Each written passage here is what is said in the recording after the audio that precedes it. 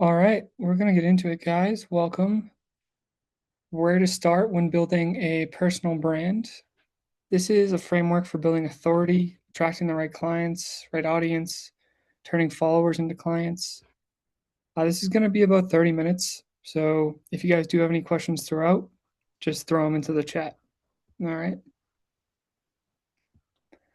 What we're covering today. So we're covering identity, who you are and who you're for, your dream follower, who you're talking to, positioning, how to make your offer a category of one, and the content framework. So before we get into this, I'm going to do a quick intro. I'm Ethan, fueled off of lots of Red Bull and the mountains. I help service based business owners build their personal brand and attract clients. A few years ago, I started freelancing and grew that into Rally, which is a marketing and consulting agency, now working with seven figure brands. In December of last year, I just started posting content. So I went from 700 followers to 15,000 followers in less than 3 months. Started attracting clients rather than chasing them, and generated over $10,000 in digital product sales at the same time. All right, so before we get into our first topic, you're going to see lots of diagrams throughout this presentation. This is just how I learn and what works best for me to articulate things. But let's get into our first topic here, which is the real problem. So, the real problem is that everyone tells you to just start posting. And I agree with that mentality, but to a certain extent. Say you do start, right? You post tips, reels, quotes, whatever it may be, but nothing really happens. You don't really see full engagement. The problem isn't that you didn't post enough. And it's not that the algorithm hates you, it's that content is step 5 in the process. And most people start there before they've done steps 1 through 4. Understanding your identity is the foundation everything else is built on, right? And a vague identity produces vague content. And vague content attracts the wrong audience or no audience at all and makes it impossible to convert followers into clients. I do see this a lot, actually. So, a lot of offer owners don't understand their identity, and it causes their content, ads, and messaging to be scattered rather than direct. When somebody lands on their profile, they have no idea what they specialize in by looking at their content. When you understand your identity and positioning, it literally makes every content decision so much easier, right? And every potential client conversation that much shorter. So let's go through the mapped out diagram of building a personal brand so I can show you the steps that are being skipped from going offer to straight to content.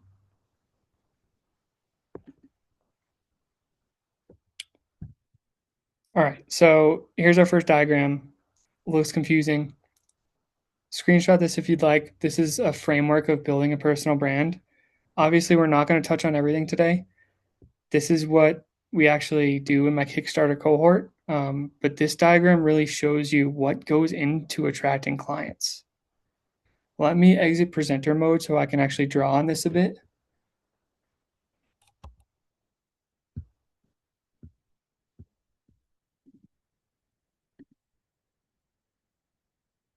All right, so we can see that we have our offer at the top. You understand your offer, right? And on the right side, we have the foundation phase, and then we have the setup phase. And then on the left, we have our content creation phase, our growth phase, and our scale phase. Here's what most people do immediately. They go right from offer to content. And a lot of you are not considering this personal brand, and we're definitely not even considering this. We're skipping over the foundation and setup and not even bringing it into the picture. So many people go wrong here because the path between offer and content is the easiest to take, right? And it's talked about socially as just post content. It's the same thing with ads too. A lot of people go from offer to ads without positioning their offer in such a unique way that they can't be compared to others. This is also where I call this the ego death. Because right here in this spot is where when you go from offer to content without the foundation and then nothing works, you then realize that you're missing key components to get you to this growth and this scale phase. But when we lay it out like this, it's much easier to understand, right? So we can start to see why your content might not be attracting clients. Attracting clients is all the way over here. And there's a lot of underlying things that go into your offer. Without the foundations, it's like building a straw house and expecting it to hold up. So today we're talking about the self-discovery piece, which is here. And then we're going to talk about our positioning through defining your voice. And then we'll dip our toe into some frameworks over here. But let's get into that. Let me go back to present here.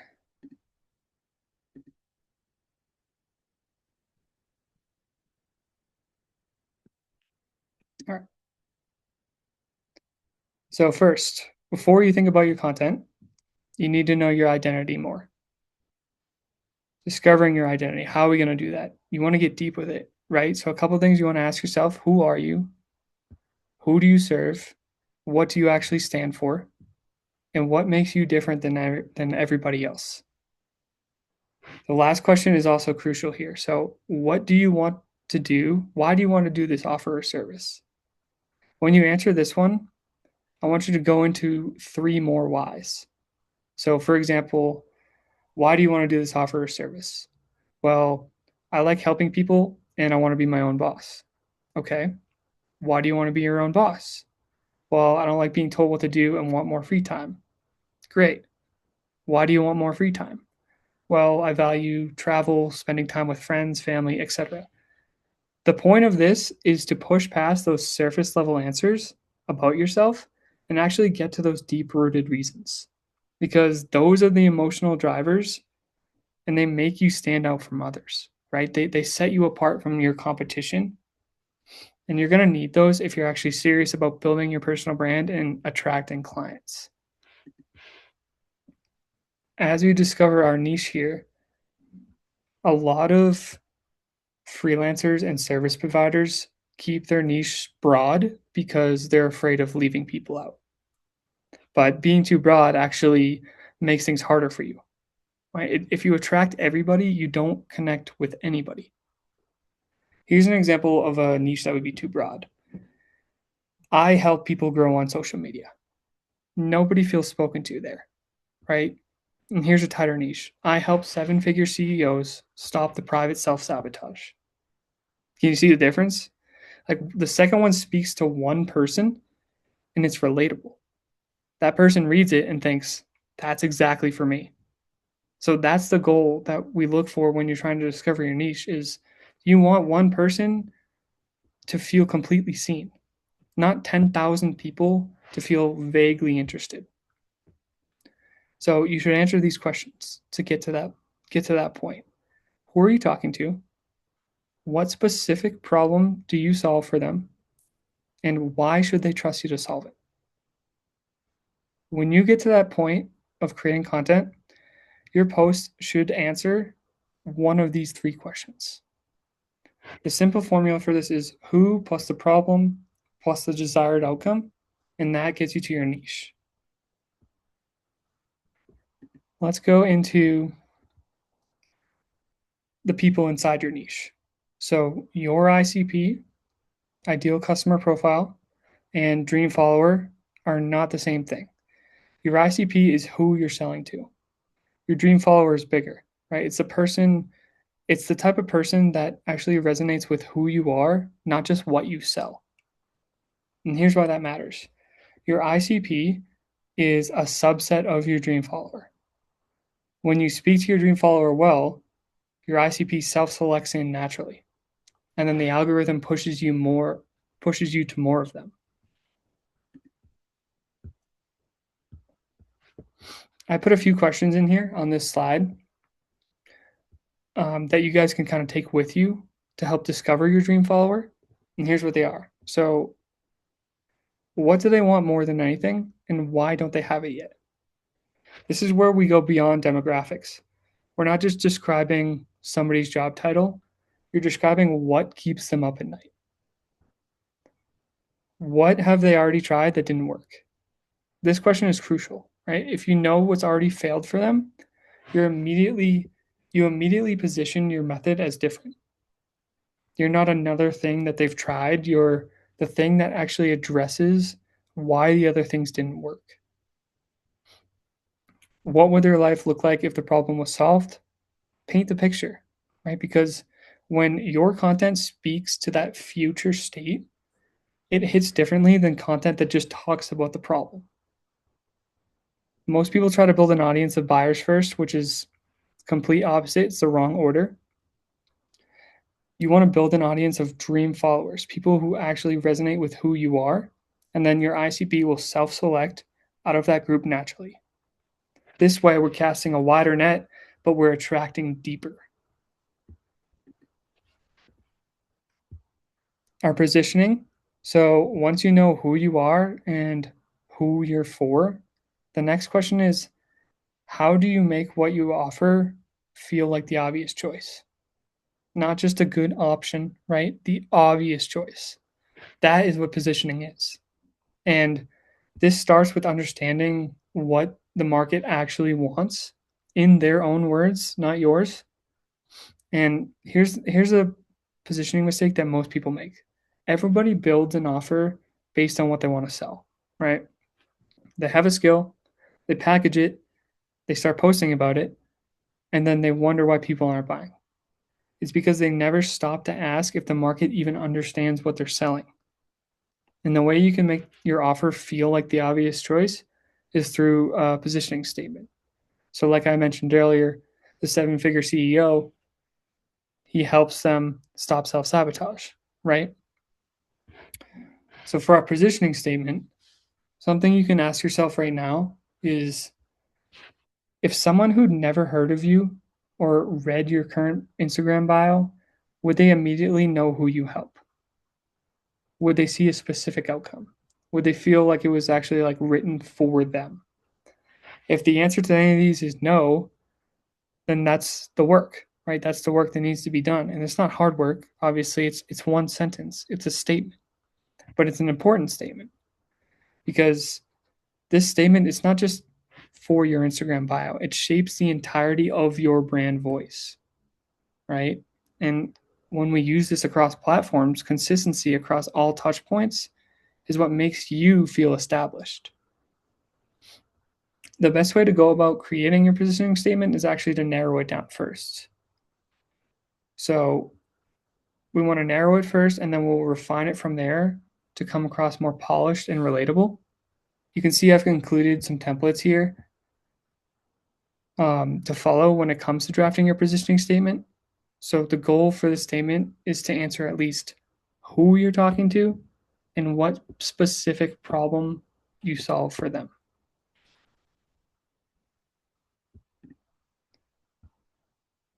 Now, this next slide, we do have another diagram here. Once it looks confusing, but it's not. But once we understand who we are, right, and who we're talking to, now we can sort of get into content. So what you're looking at is called a content framework. And what it does is simple. It structures your thinking before you sit down to create anything. So instead of just staring at a blank screen, you already know exactly what you're making. And you can use this diagram to post 3 times a day if you wanted. It's very scalable. So let me walk you through it from left to right. So here's our ideation engine. This is just a system, the machine, right? Every content idea you have runs through this process. And by the end of it, you don't just have an idea, you have a finished, ready to record concept. So the first thing you want to pick is your formats. And typically there's 3 types of formats. So we have luxury, YAP, and low lift. Luxury is your high production content. So this is green screens, split screens, intensive editing, pop-ups, nicer video quality. These take way more time to create, but they perform well typically and make your page look more established. Yapping content or yapping format is exactly what it sounds like, right? So it's sit down, turn the camera on, and just talk. There's almost no editing, no setup, just you and your thoughts. Some of the best performing content on Instagram is Yap videos because it feels raw and real, right? And then we have low lift on the bottom here. This is short, scalable content. So it's just typically B roll with on screen text, carousels, quick cuts. They're easy to produce and easy to batch. This type of content, low lift, is great for posting consistently without actually like burning you out. Now, we're not picking one of these formats forever. You're picking one per piece of content. Some days you can make all three, right? But the point is that you never have to figure out the format from scratch. It's already decided for you. Next is your topics. So your main topics should map directly to your niche or your core topic. So in this example, the core topic it's rather broad, but it's someone who's a fitness coach, right? So the main topics here are fat loss, supplements, recovery, lifting, cardio. Every piece of content would live inside these buckets. That's it. Now, your topics will be different, but they'll reflect your who and your positioning, but the structure stays the same. What are your handful of main topics that you can talk about in depth over and over again, hundreds of times without repeating yourself? Those should live here, right? And then you get into the subtopics on the right side here. This is where it gets really powerful. And you can choose to put however many of these you want, but these are buzzwords, right? They're specific angles, the proven winners in your niche. Things like fasting, sauna, creatine, cold plunge, amino acids, protein powder. These are all very granular. They're specific angles that people actively search for and engage with. A lot of these are proven winners in that niche, right? So we're not guessing anything. For example, a lot of people love hearing about sauna and cold plunges. It's a buzzword in that niche and it relates to recovery. People go crazy about that stuff, right? So we're just taking topics that have already demonstrated they resonate and you're putting your own angle, your own proof, and your own format on top of them. So here's how this would work in practice. You pick a format. Let's say we say YAP, and we pick a topic. We'll do recovery, and we'll pick a subtopic cold plunge. Now we have the concept, right? It's a yapping video about cold plunging for recovery. You should be able to run any idea through this system and come out with 3 different videos. One luxury, one yap, one low lift. Same topic, right? Same subtopic, 3 completely different pieces of content. This system is absolute gold. What it does is it structures your thinking, right? You're not starting from ground zero every time you sit down to create. You have your formats locked in, you have your main topics locked in, you have your subtopics, your buzzwords all locked in. The only thing left to do is just execute. And this is where consistency becomes easy because execution is the only variable left. But feel free to screenshot this, reuse this content framework. It's worked for me wonderfully. It's absolute gold. Last frame here, guys. We're pretty much getting to the end of this presentation. And just take a look at okay. So last thing before I let you go, everything we covered today, identity and positioning, the dream follower, the positioning statement, the content framework, that's just a piece of the foundation. The Kickstarter cohort, it's a 12-week program where we build your entire personal brand from the ground up. Foundations, content strategy, systems, roadmaps, everything, right? So by the end of it, you're not just posting and hoping. You actually have a machine that attracts the right people and converts them into clients. We're opening it up June 22nd, and spots are only limited. We're limiting it to 15. because it's hands-on, right? There's weekly group calls with me and a few with my in-house creative director going over deliverables. We're not just handing you a program and then disappearing. It's very hands-on. If any of this today resonated with you, if you felt like I need to actually build this properly, that's a good sign, right? Then you know. So if you are interested, feel free to DM in the word Kickstarter on Instagram and we'll jump on a 20-minute call. I'll go over the entire 12-week roadmap with you. No pressure, just a conversation to see if it's the right fit or not. Or you can reach out to me via email here and I'll respond back to you personally. But that's it for this presentation, guys. I appreciate you all attending. Leave me some feedback as you exit the webinar. This will help me kind of determine what information people want to hear about in the future and just pass the knowledge along. I appreciate you guys.